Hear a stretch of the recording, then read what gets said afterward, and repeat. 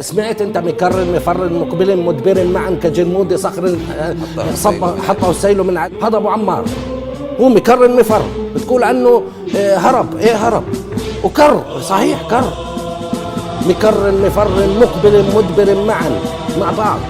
كان يساوم كان طخ يحكي عن السلام وحط المسدس جنبه. ينزل تحت تلاقيه فوق، تطلع فوق تلاقيه مع الجماهير تحت. لما يهتف بالروح بالدم نفديك ابو عمار تلقاه لا لا لا لا لا يا فلسطين يا فلسطين. هو كان عارف شو قال عنه أهودي عاري. حين نخطط لسنة نجد هذا الرجل يخطط ل10 سنوات قادمة، وحين نقرر في تل أبيب أن نخطط ل10 سنوات قادمة نجد أنه خطط ل30 سنة قادمة. قهرهم لكن قهرهم حتى قتلوا. كيف قتلوا؟ بالنووي يا رجل. يورانيوم ضربوا نووي. تعلمنا الكثير ونسينا الكثير. والدليل على ذلك انه بعد ما توفى شوف شو صار، انقسام ودم.